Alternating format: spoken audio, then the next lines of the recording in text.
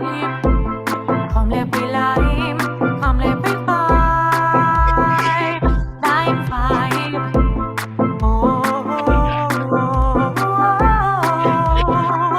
Lime vibe. Good night, ladies and gentlemen. Welcome once again to another LimeVibe Live podcast. I'm your host, the fabulous Freebird, Yori Kemp from Nassau, Bahamas, along with the ever-lovely, the ever-present, the ever-beautiful Miss Kimberly Ram-Callawan from Trinidad and Tobago. So we're here tonight, and we thank you all for joining us, those who are logging on YouTube and on Facebook. And if you have not done so already, please click like and subscribe to this video right now. Click like and subscribe to these videos right now, and then go through our other content, and you can see our other interviews with other persons, as well as our other LimeVibe Live podcasts. Okay, so Kimberly, how's things tonight, man? Everything's doing fine. You know, Trinidad is busy, a buzz. It's a Friday night. Everyone's liming, taking in whatever's on the scene. And despite whatever's happening politically with the Privy Council ruling yesterday, that's political divide. It's causing a political divide right now once again. If we didn't already have one, but we're not hearing much from the government camp. We just heard from the Attorney General, Reginald Amore, Senior Counsel. Yes. And he is calling on the media to publish the entire ruling that was given by the Lords of the Privy Council, so that he is not held in contempt. And he wants the public to read it and interpret it themselves.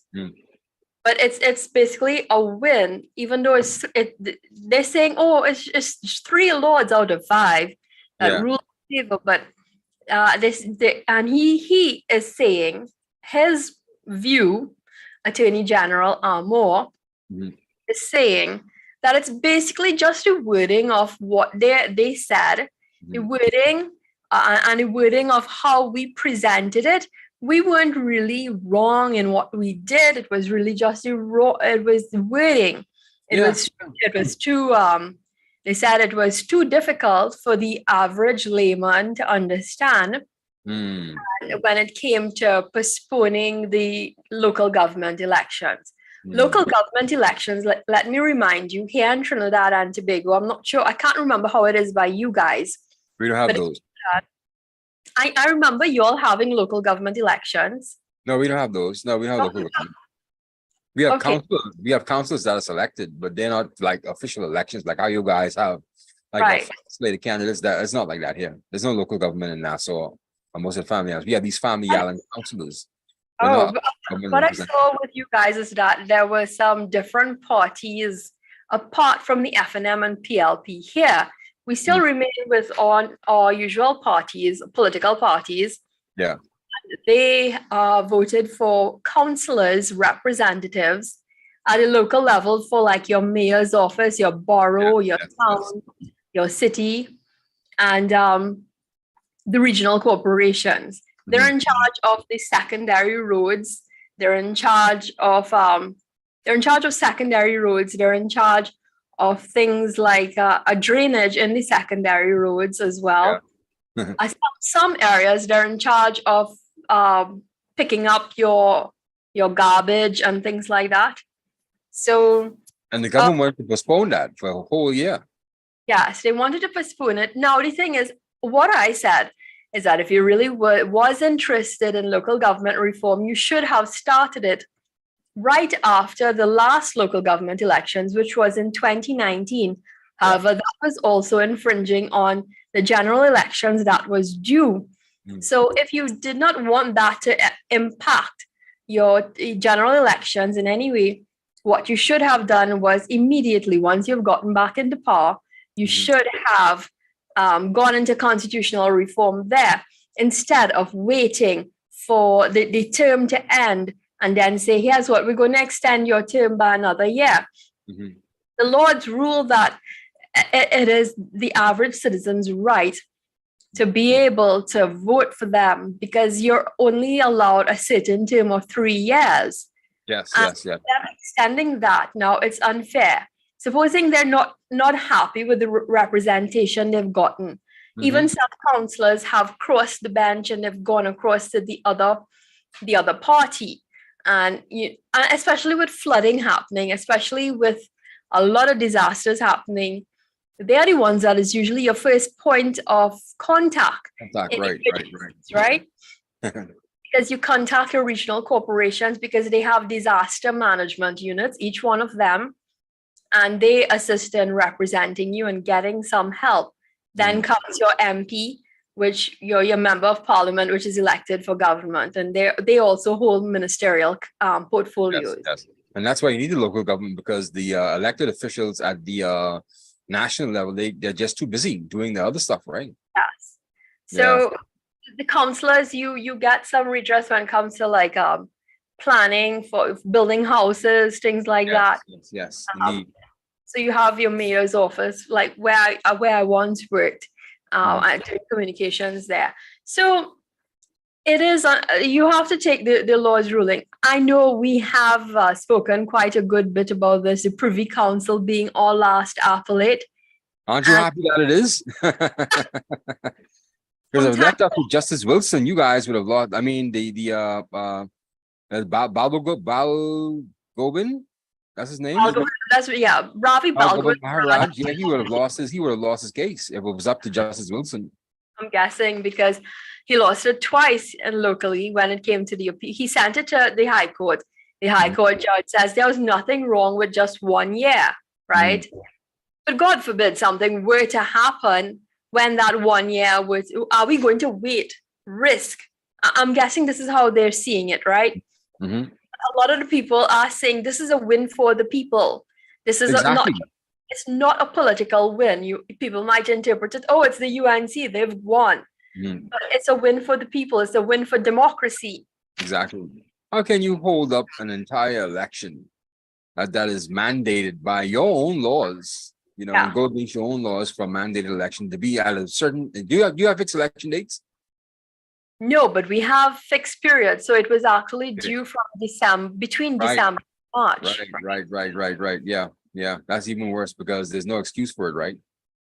So you had that period to call the election date, but you chose not to. You came in November last year and said, we're not calling local government elections. Instead, we're going to engage in constitutional reform. Now, so far, what the bills that have been taken to the lower house and upper house was really, I mean, I've been taken in the debates at parliament level, and it hasn't signaled much to me. And everyone is questioning, why are you all deciding to change Siparia, a regional corporation, into a borough, as well as Dago Martin borough into a borough, bring it up from regional corporation to borough status. They're saying based on the central business district has increased over the years. They're saying that they want to improve its tourism product, and in order to get the funding needed to do that kind of development, they need to increase its status at the law level. But I mean, Siparia, the arguments placed so far in the House is that Siparia is not it has a large landmass, but the population is not that big to say, okay, let's bump it up to borough. It's a lot of land they've got to take care of and responsible for. But the population isn't there for it. No. And I don't think that their business district is that large that they need to, I mean, it is large. It is a big city and sort of, but it's like a town, a mini town. But the product is... Now I'm playing the people of Diego Martin, Kim. Diego Martin is more populated. Obviously, it's also the Prime Minister's constituency, right?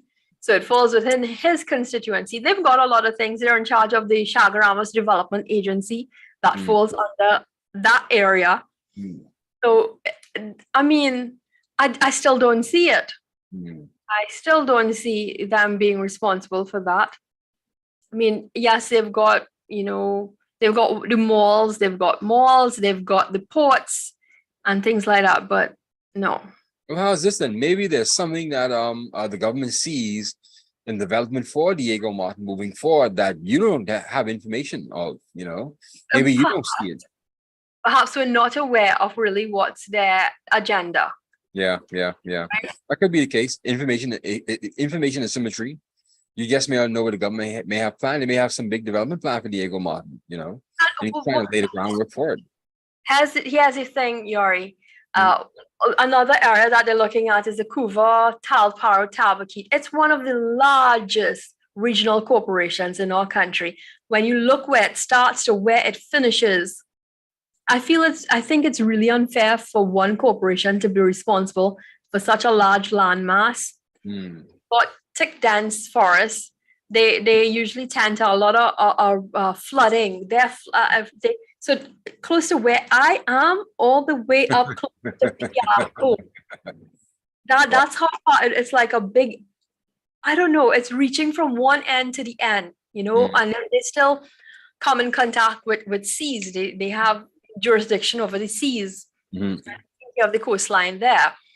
So, and they're cutting that to extend it or something like that. And they're questioning, why are you cutting a sliver, just dividing a street or a road, right? And this comes under the Elections and Boundaries Council, Mhm. EBC.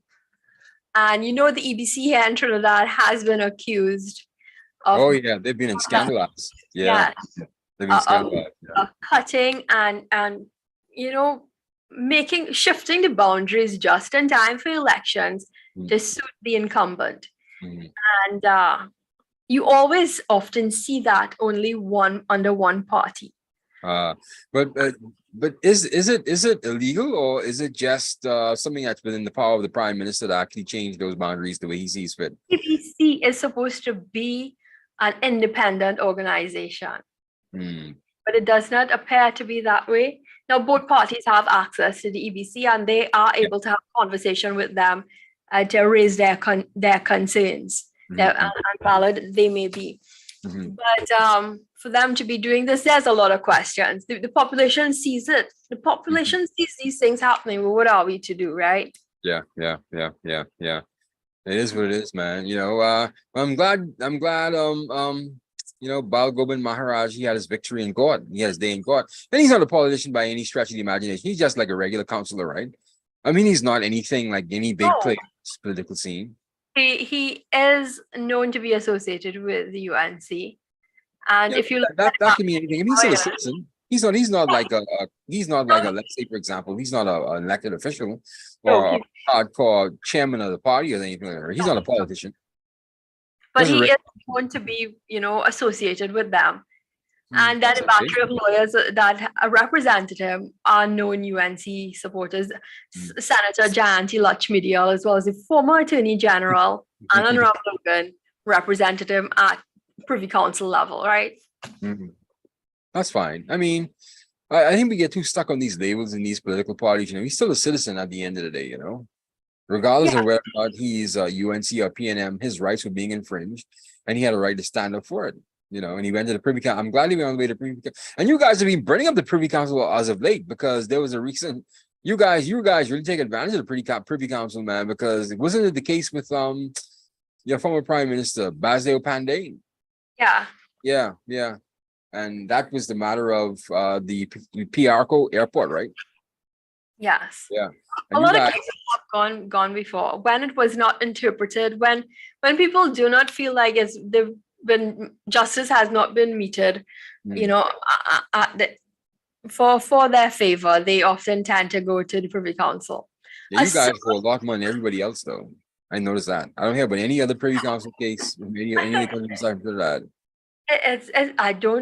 I can say that, but I mean, when I look at the cases, right, and oftentimes when they're dismissed at the High Court here in Trinidad, more than many times when it's reached Privy Council level, it's often in favor of the defendant. Lord, it's always an abuse of power, right? And it comes across that way. I saw a case that was also dealing with the Municipal Corporations Act and its interpretation. It was one sometime in February. Two sisters, they went into building some property, and the town and country and the regional corporation at the time decided that they went against what they had allowed them to do, and they continued along constructing. something that they weren't supposed to, apparently. However, it was ruled against them, and it was very small amounts of money that they had to pay here in Trinidad. But they decided, no, something is wrong here. So they took it all the way to the Privy Council. And the Lords over there decided that the interpretation of the Municipal Corporations Act was done wrong by our High Court justices here. Wow, that's embarrassing, man. To have to keep on going back and forth to the Privy Council to have your own chief justices and your own Supreme Court judges to be overruled like that. That's embarrassing, you know. It is, and it gave us that kind of like, we really don't have faith. And now, most people that go to the Privy Council, you've got to have a good bit of money. Yeah.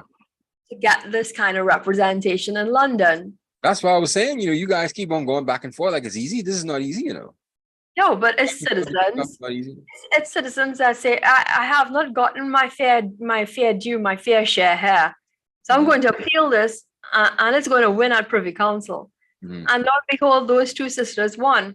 And they have to pay. And this is something that has been going on for probably the last 18 to 19 years, 18 to 20 years. This back and forth. Wow.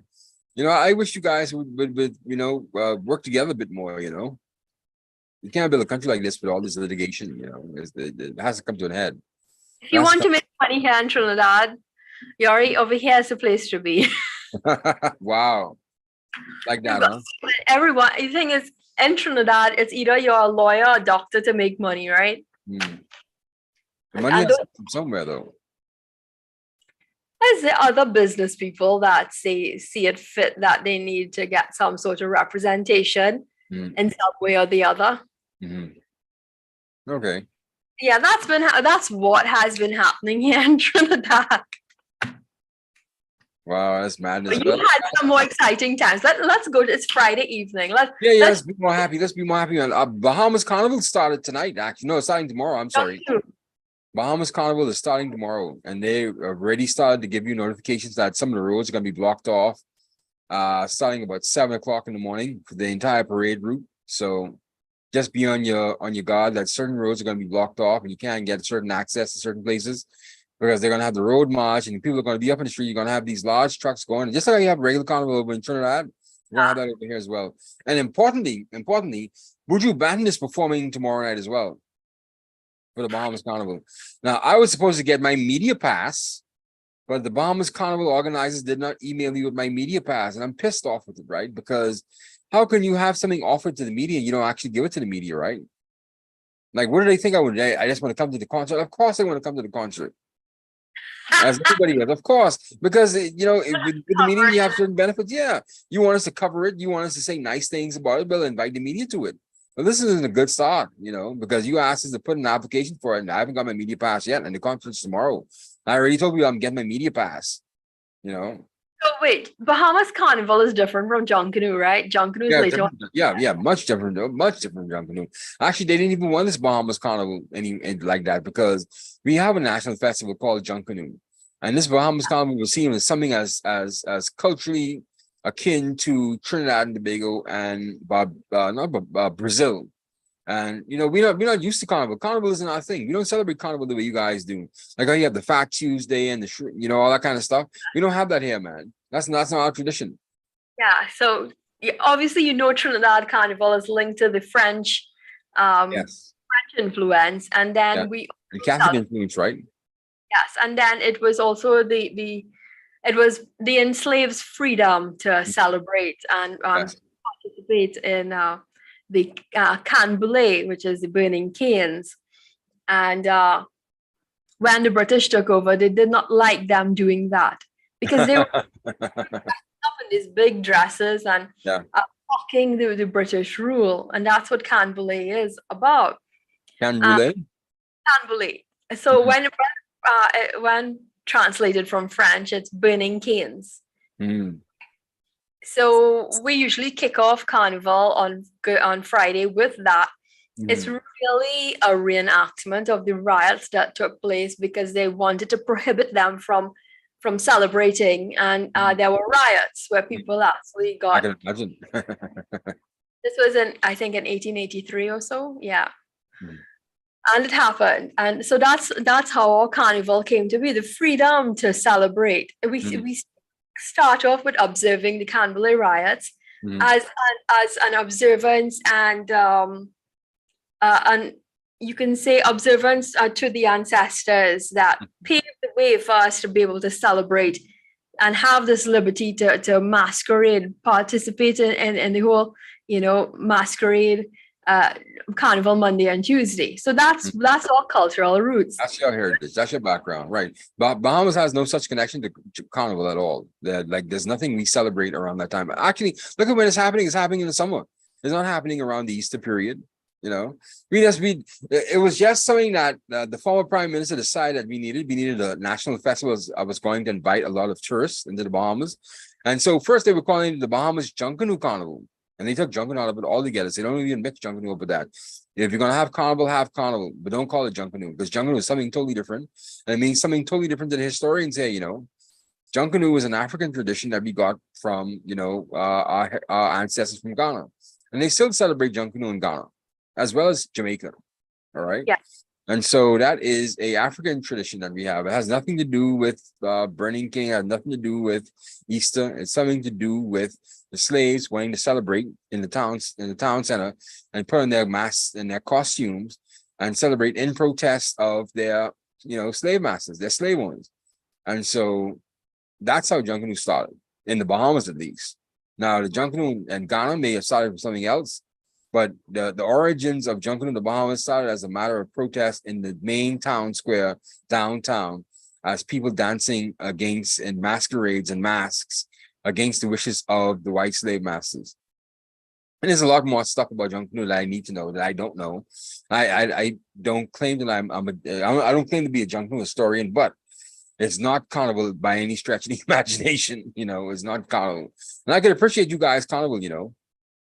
No, but I can see, I mean, if you have to do anything like it, I would think that you would probably stem from Junkanoo. I think I see you all celebrating Junkanoo during Christmas. So that's why I kind of get confused as to how Yeah. come I see a Junkanoo parade around Christmas, New Year's Eve or New Year's Day or something like that.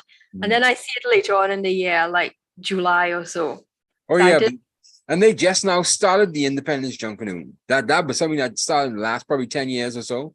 So they want to the Junkanoos had nothing to do during the rest of the year, right?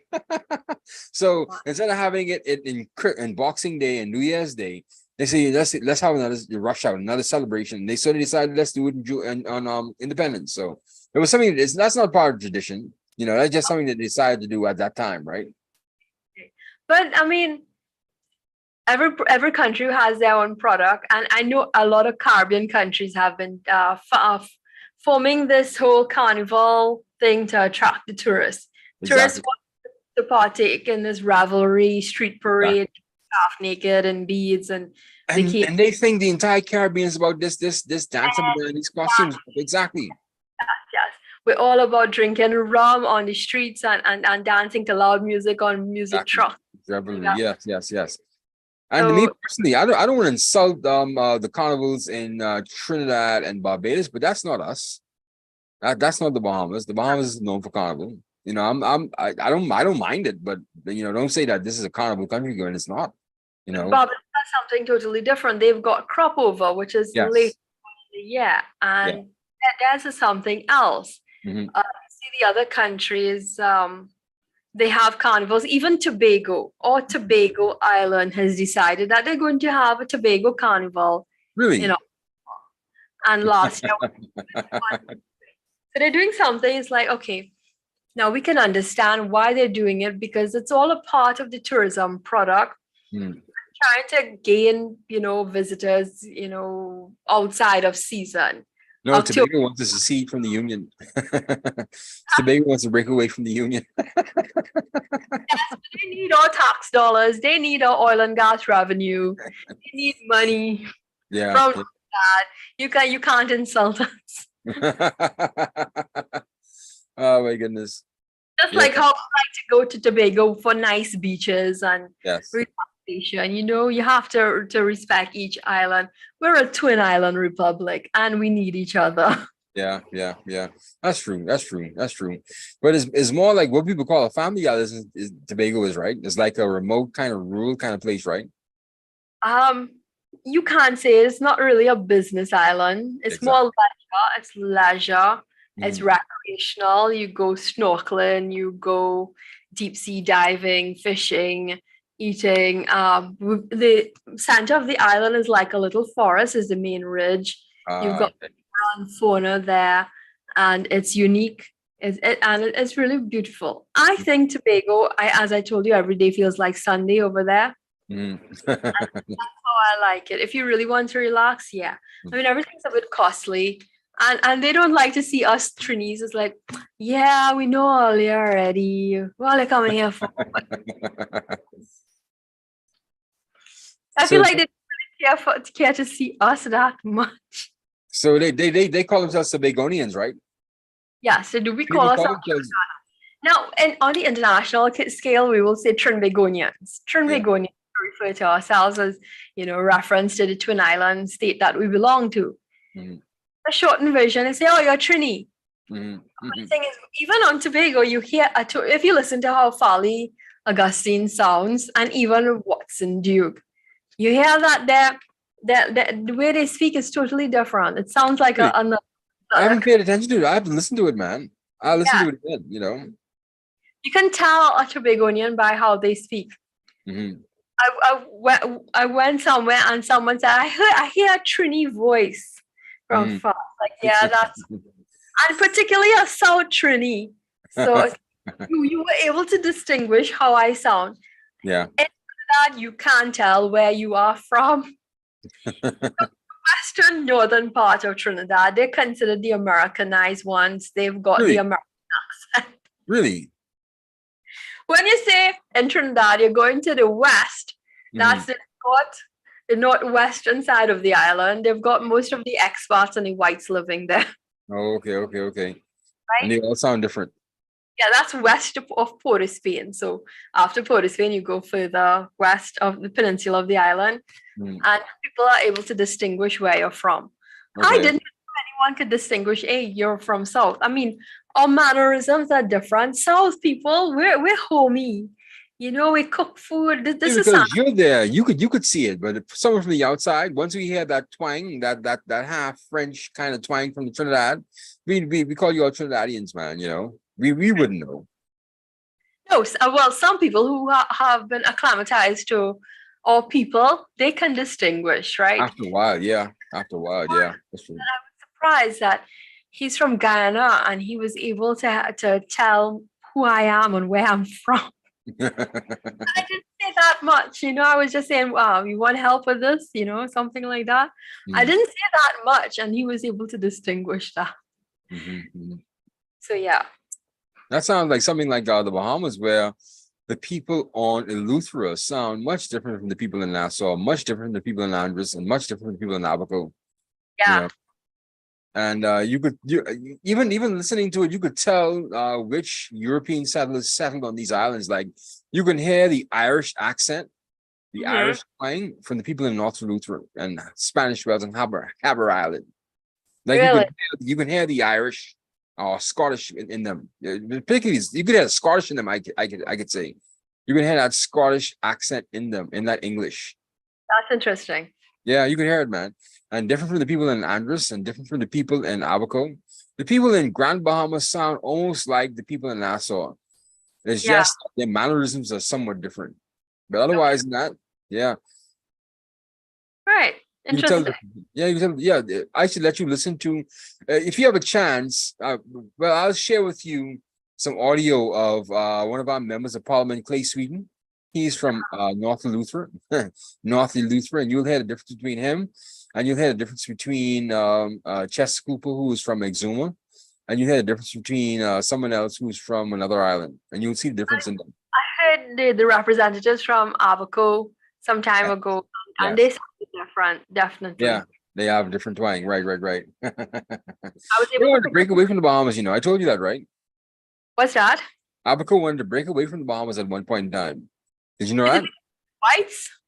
Yeah, it was kind of racist too. They back when the Bahamas was first going independent.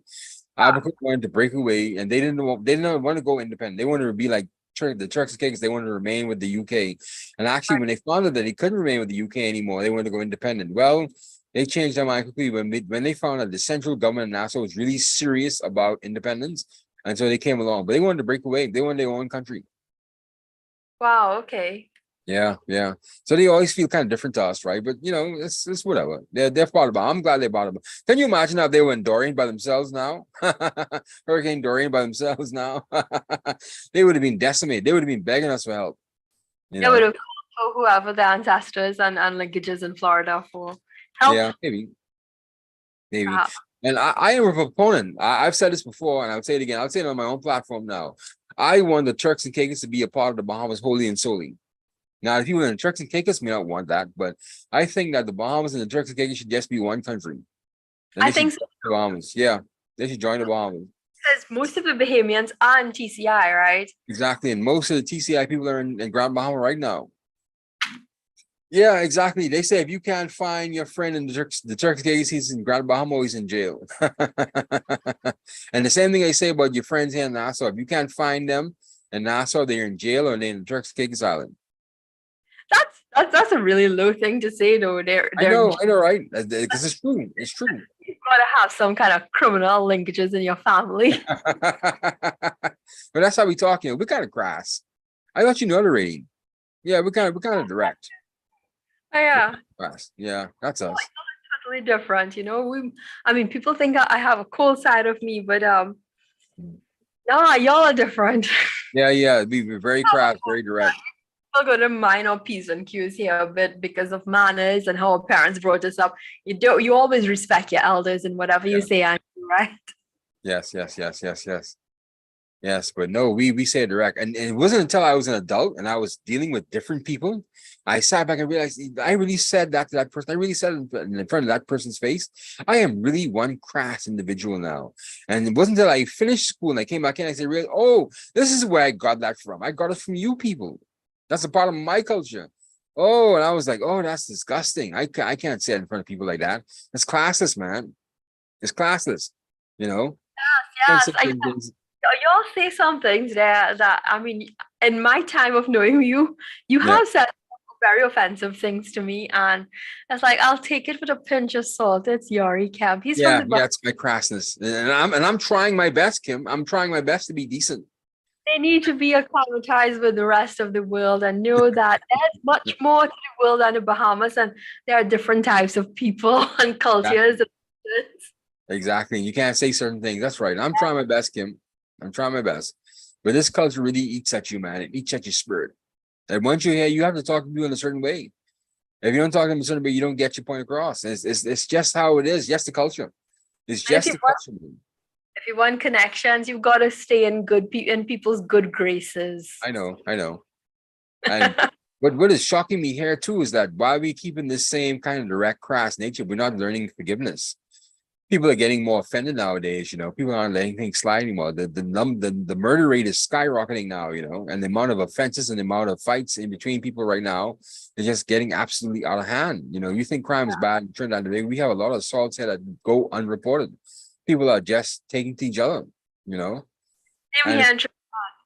hear what's bad, but there are a lot of things that are happening that we aren't aware of. We will hear it from hearsay. Yeah. Like even last weekend, the barbecue joint by my parents' home got robbed.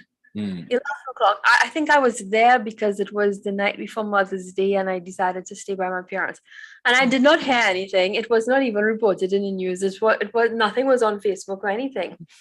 How I found out is my dad is in a neighborhood watch group and it was spread on the WhatsApp that they got attacked, they were robbed on Saturday night. So there's a lot of major crimes, even families are tied up and women raped, and you don't even hear about it. Yeah, because they're not dead, right? That's sad. That's sad, man. You guys are living in fear, man. But anyway, let's not go that direction tonight. Let's keep up and beating cheerful. Like I said, Buju is performing tomorrow night. I've never been to a Buju band concert, and I would like to go. And I wish they would send my media pass, please. Otherwise, I have to pay $75 US, and I don't want to pay $75 US. I don't have $75 US to pay for that concert. And I would like to go to Buju. So I promised my friends I was going from last week. Yeah. So I got to keep my image up, man. Your friends have tickets? Yeah. One of my friends has ticks. Yeah. My cousin hasn't gotten hers yet, but yeah, they have ticks. They got their ticks from 2 weeks ago, actually. They were serious because she loves Buju Band. So she wants to go and see Buju Band, child. You know, I'm not a big fan of Buju Band, but it'll be a good night out, for Bahamas Jungle Carnival, for Bahamas Carnival. It'll be a good night out. I'm not a big fan. He was singing here with Baris Hammond. Right. Both of them were crooning. Yes. And Buju Band, the crooner? Background providing, the bass and the. Okay. It was an interesting mashup. But I would imagine he could sing, if he puts his mind to it.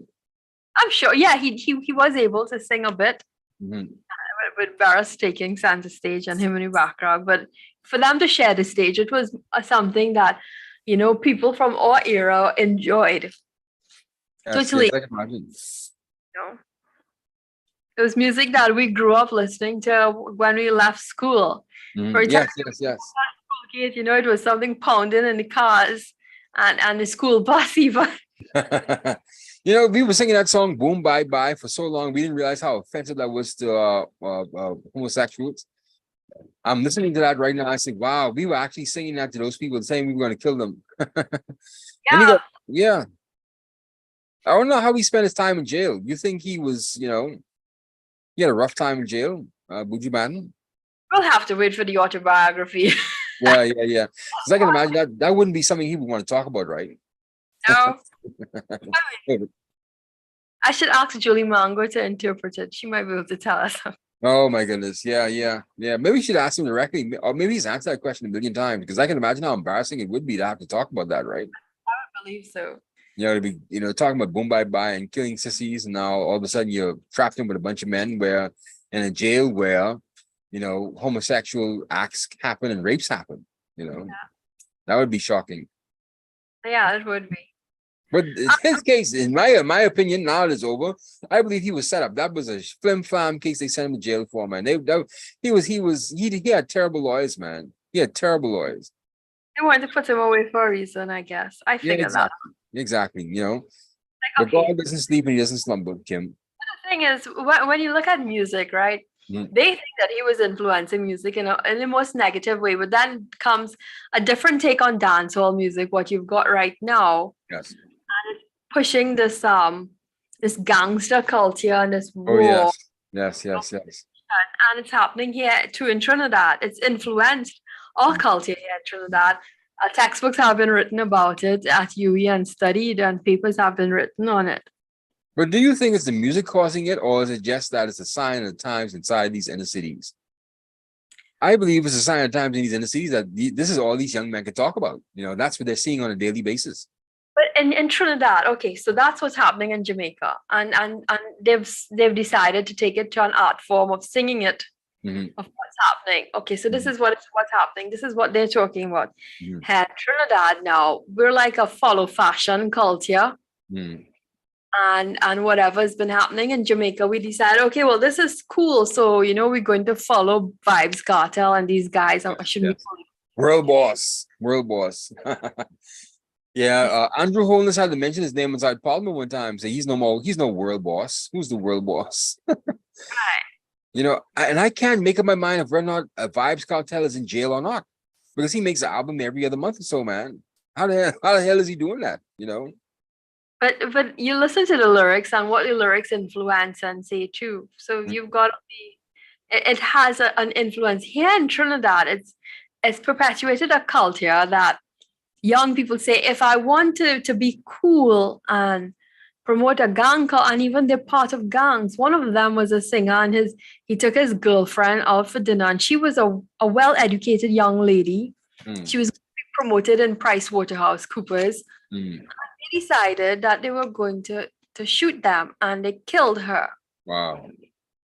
And then he sounded as though he didn't have much remorse and put up a social media post. And she actually got scholarships. I was like, why were you with this character? Not Yes, yes, yes. but she probably is thinking, oh well, he's a cool singer. She didn't Mhm. know that he was really part of a gang that was going to lead to losing her life. Yeah, yeah. And the thing about it is these singers aren't really part of these gangs, you know. They're just, you know, singing about this stuff, especially these rappers in the United States. These guys aren't, you know, out here moving no kilos of cocaine involving these gangs, because how could they do it in their writing music, Kim? Think about it, man. How can they do it in their writing music? If you're busy in the studio, what time do you have to actually be, you know, selling cocaine and to be shooting people in the streets? You don't have time for that, man. You know. But I know about association though, Kim. That happened to me one time in my life. I was so scared. There was this area drug dealer, right? Petty drug dealer, right? He wasn't that big, right? And so he lived not too far from where I was. And so I was working at a gas station at that time, and it was not too far from where we lived. And so I asked him for a ride home because I was walking. I normally walk to work, but I didn't feel like walking on the day. So I said, give me a ride home. And so I jumped in his car, and a guy pulled up right beside us. He said, where's my money? Where's my money, Stephen? Where's my money? And he started arguing and stuff like that. And he guarded the car. I said, and then he looked at me. I was sitting in the car. I was wondering what was happening. The guy jumped over the cutlass. I said, oh my goodness, man. He said, and he looked, and the guy looked at me and said, oh, yes, your security guard inside the car. I said, what? I hopped out of that car so quickly, Kim. I hopped out of that car so quickly. And sure enough, he got spanked with that cutlass. Oh He got my. spanked with that cutlass when I happened to that fella's money, man. What did Mrs. Kemp have to say about that? No, she didn't know it happened. She didn't know it happened. Until now, You know, well, if she listens to the LimeVibe, which she normally does, she's probably going to hear the story now. But for yeah. that. And I was only catching a ride that day, Kim. I was only catching a ride home. I just didn't feel like walking back home. You know, and the guy just pulled up right inside with the cutlass and say, hey, man. And he looked at me and say, oh, that's your security guard inside there. Hey, that's your security guard. I say, no, he's not. I'm not a security guard. I'm only catching a ride, sir. I hopped out of his car and I sat on the side. And I watched that guy got humiliated. I watched him get humiliated in front of everybody inside that gas station. Wrong What the hell? Yeah. Can you imagine the guy pulling up on you and spanking you with a cutlass? He didn't even chop you. He spanked you with a cutlass. Yeah, we call it plan ass. Plan ass. You plan ass. You're taking the cutlass and you're beating them, but it's not chopping them. No, it's not chopping him. No. And It's and in our dictionary, it's plan ass. PLANASS. It's one word. I'm not saying anything. Plan ass. Plan ass. All right, I'll take note of that. I'll take note of that. Plan ass on them. That idiom, the Trinidad idiom. Yeah. Yeah, man. So I came close to being chopped up with a cutlass because I wasn't about to defend him, and he wasn't going to chop me for free. Yeah, it was scary. It was scary, Kim. Yes, and in Bahamas yesterday, you were able to view Bahamas from some tourist lens. Oh yes. The Oasis of the Seas. We had some kind of event on the Oasis of the Seas. And mine was a beautiful ship. You know, I wish I could take a cruise one day. I would like to take a cruise one day. I'm probably going to one day before I die, right? Take a cruise. But yeah, the Oasis of the Seas is a beautiful ship. It's a Royal Caribbean class ship, Oasis class ship. And it's a beautiful ship. It's the biggest ship in the world, too, from what I understand. It's the biggest cruise ship in the world. Okay, wow. Yeah. And so, and they have entertainment there. They have the casino there. They have the decks there. And it was just a beautiful ship, man. And I was able to see the Bahamas Harbor, Nassau Harbor, Prince George Wharf from that ship. And it's beautiful, man. Our country is beautiful, man. And you don't get a chance to really appreciate it until you actually step back and see it from the outside looking in and say, you know something, this is a beautiful place, man. So I was able to put myself in a tourist spot and see my country for what it is, a beautiful landscape. You know, it's lovely, man. It's good when you can appreciate what you have. Yeah, you can, man. God's gonna do it, you know. God's gonna put me in a cruise soon, man. I'm gonna take a cruise soon. Maybe Royal Caribbean, maybe Carnival, who knows? But yeah, I'm gonna take a cruise soon, man. I'm not really interested. The only cruise I'm probably interested is probably those jazz cruises like Dave Cause, what Dave Cause has. And so like parts of the world like the Mediterranean. I don't think I really want to go to a Caribbean cruise. You know, I want to go to a little, if I have to go on a cruise. I'm not a big ship on the sea person. I don't really appreciate that. But when I saw the Dave Cause cruise, and this is not promo anything, but they just have live musicians all over, and these are top-notch jazz musicians coming around playing the instruments while you're dining and having a Yeah, good that's time. your thing. Like the live music right through, and it's notable artists. That's your thing. That's Yeah, your that's, thing. if I have to go on one, that's the only one I will consider. That's what you would like. Yeah, that sounds like fun. Take Yeah. care of you and have a nice romantic evening and enjoy yourself, man. He's going to be listening to jazz for his ears full. Yeah, yeah. That sounds like you being hog heaven, Kim. But the thing is, you've got he usually brings along R&B artists like Eric Benet Okay. and Knight and those guys, you know. So you've got a Family Stone is sometime there, so an Earth, Wind and Fire. So you've got a mixture of jazz and R&B artists as well.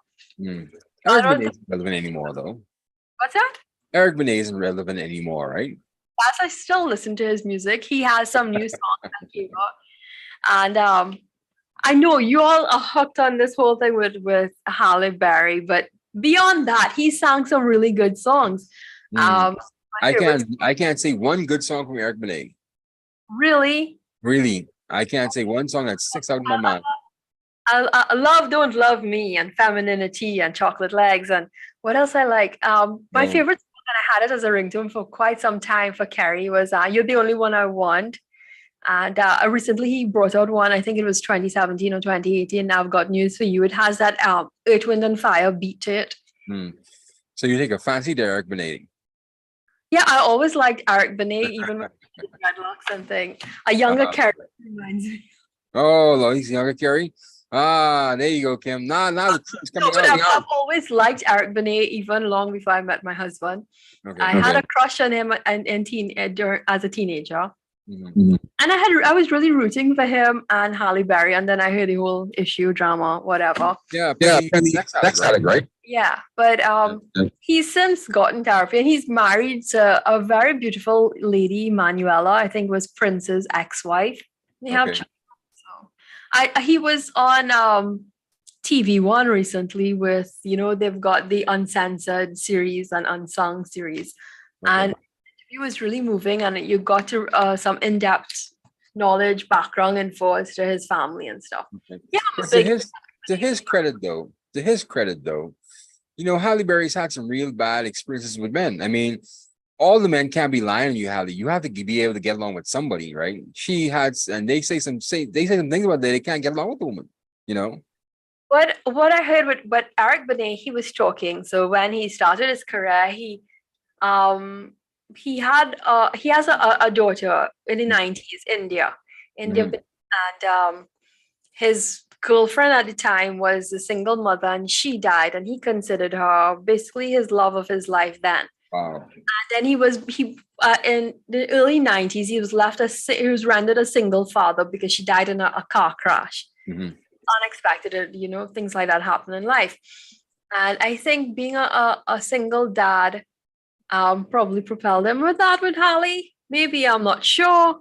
You know, to kind of counter the loss. You see things like that happening. If you're watching, I'm talking movies and TV series now. There's the Best Man series. You know the Best Man movie series, so they brought it out. I know. They're talking about his this character that what's his name? Morris Chestnut plays. Yeah, they say I look like Morris Chestnut every now and then, though. What's that? They say I fancy Morris Chestnut. That's what they say. Yeah, they say I fancy Morris Chestnut. Okay, why? Yeah. I don't know why. They just say I fancy Morris Chestnut. You know, I don't see it all that much, but yeah, I if that's what they want to say, that's what they want to say. Was that? He's this big, tall, you know, chocolatey guy. Yes. Yeah, but that's what they say, though, Kim. I only can go with the people tell me. You know. Oh yeah, Outland's character with Morris Chestnut's character. I think he has a sex addiction after his wife died. Yes. That's how they wrote in the new series. I'm not saying that was the whole issue with Eric Benet, but you've seen him change, and I still like his music. He has a good voice. You really like him, though, because you went through the whole biography of Eric Benet just in about 2 minutes. The whole rundown, man. Ah, yeah. Eric Well, Benet cannot come to Trinidad and Tobago with Kim. okay. I mean, Everybody count them. jazz artist something, he's living a lot with the jazz artists. You're seeing him perform at all these festivals around the world. Okay. Say Just Brian that comes too, right? I Yeah. think even for did we have a concert with Brian McKnight and another guy coming, but the money is like $2,300 TT dollars for a ticket. Mm. Okay. Yeah. That's good, man. I like to see Brian McKnight. Yeah, I'll see him. Brian Do it ever cross your mind anytime? I mean, That's a beautiful song. how many songs you think he's released? I mean, I can count 5. Brian McKnight. I can listen to Eric Benet's entire album for some reason. Yeah, because you love him, man. Now you're gonna have me looking for Eric Benet all night tonight, right? And all his music.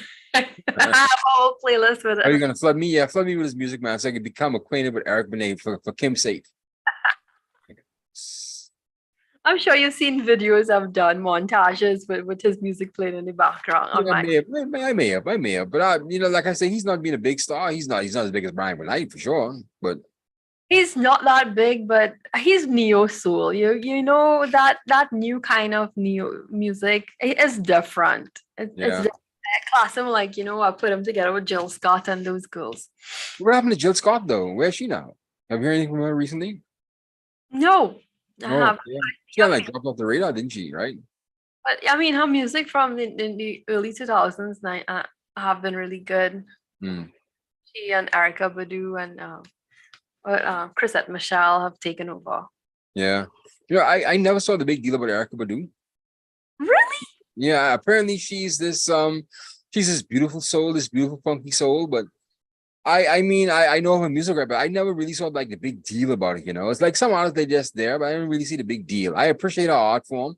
I appreciate she has a lot of fans and she really impacted people, but I just didn't, like, oh, is Erica Badu? Okay, fine. She was different. She was different. She brought different music in the 90s and it represented something a little deeper, I think. Yeah, I can appreciate that. And she's remained true to that over the years. I know some of her songs. Bag Lady, that was a classic. Popular. Bag Lady, yeah. I like that. Good songs from the 90s. And that's what I used to be listening to back in my teenage years. Erica Badu? Yeah. It was popular then in the late 90s. Yeah, it was. She married a rapper Common, didn't she, right? They were together. Okay. She considered him his her soulmate. Yeah. And he called her crazy, I think, right? Yeah, he did? Yeah, apparently him and Andre 3000. She was married to Andre 3000 as well, too, right? From Outkast. Was? Oh yeah, Yeah, she yeah. had a relationship with him. Yeah, she has kids for him, though, doesn't she? Yeah, but I don't think they were married. Yeah, I think they were married. I guess you could let me Google that right now. Erica Badu. American singer. School, my school days, I used to listen to Tyrone and on and on. Tyrone. Oh yeah, Tyrone, yeah. Bad lady. 52 years old. I didn't realize she's that old. She looks good for 52, And then when she acted in it's not Think Like a Man. It's this movie that came out recently. She really, came out with a comedic streak there. Showed her comedic streak, Oh, I don't know.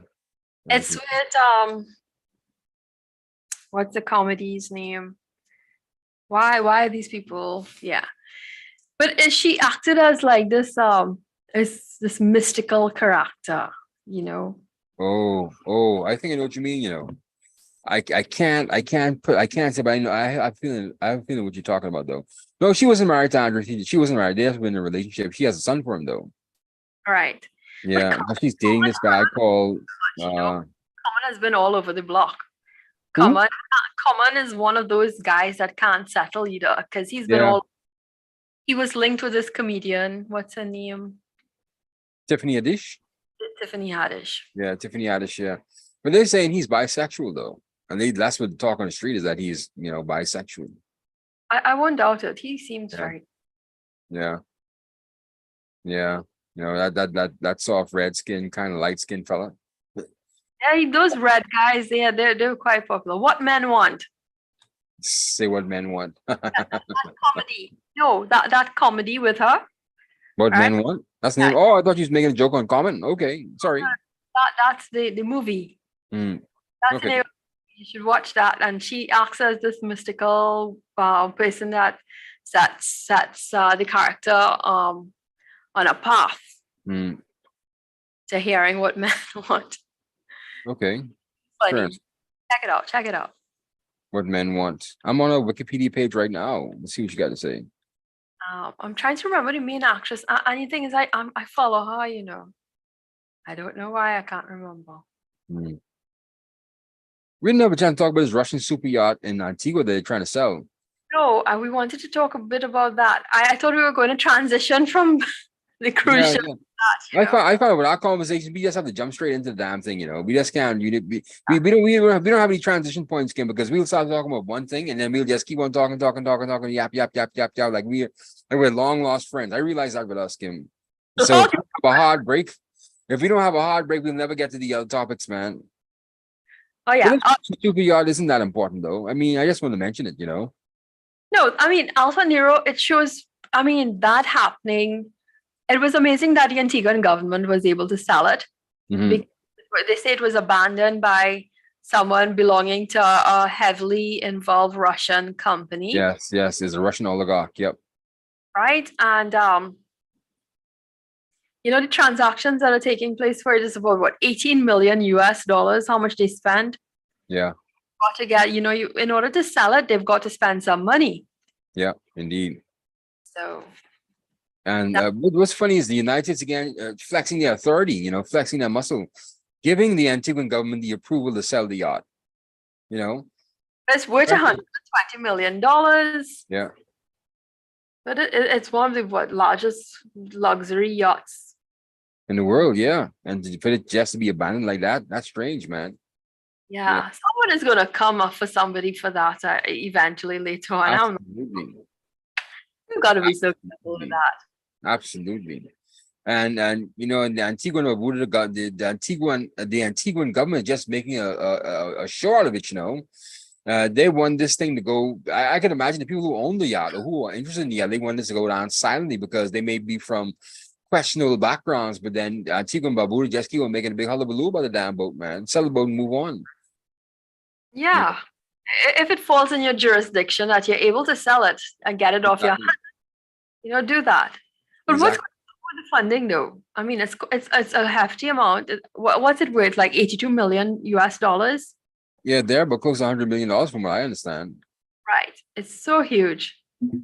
Yeah, this press release I got from the U.S. from the Antiguan ambassador to the United States doesn't say the price tag. I guess because it's going up to auction, they're probably going to get the highest bidder. But let me see what the Alpha Nero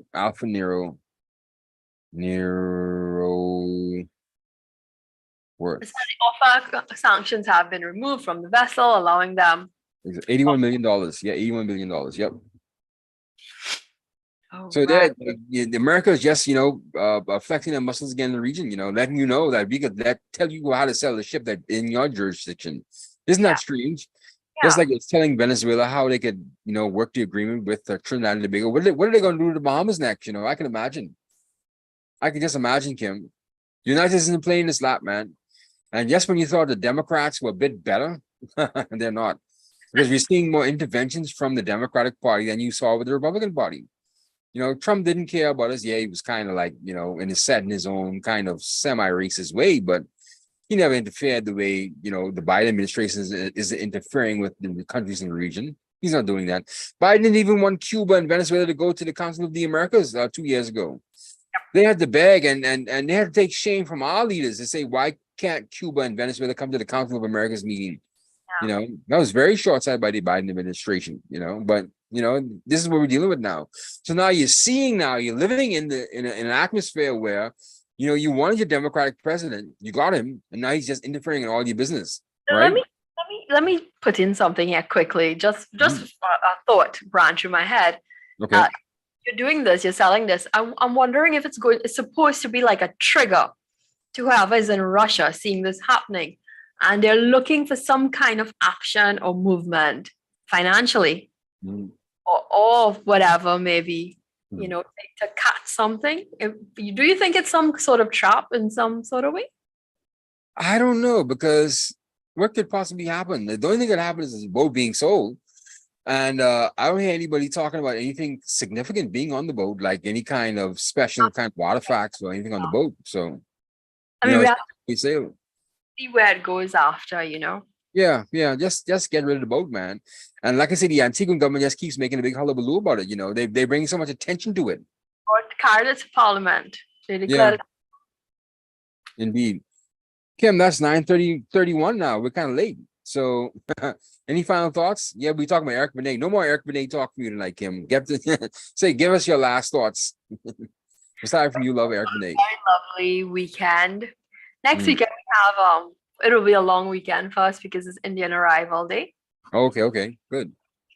I'm Looking looking forward to it. It's our last week. We're just looking forward to that holiday. So what do you guys do on Indian Arrival Day?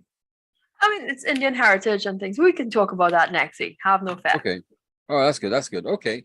Well, here you have it again. Once again, another LimeVibe Live podcast in the books. Thank you, Miss Kimberly Ram-Calawan, for joining me again tonight. You've been a wonderful partner over the past several months, several weeks. I really appreciate it. So this is Yori Kemp signing off again from the LimeVibe Live podcast. And I have to say, if you have not done so, please do so. Like and subscribe to our videos on YouTube and Facebook. Go to LimeVibe77, LimeVibe77 on YouTube and Facebook. And you can go to our pages and you can click like and subscribe. It really helps us to get the message out there of what we're doing for the Caribbean and Central American region. So this is Yori Kemp signing off again one more time for LimeVibe Live podcast. And I'll see you again on Monday night for another LimeVibe Live podcast. Goodbye. Good night.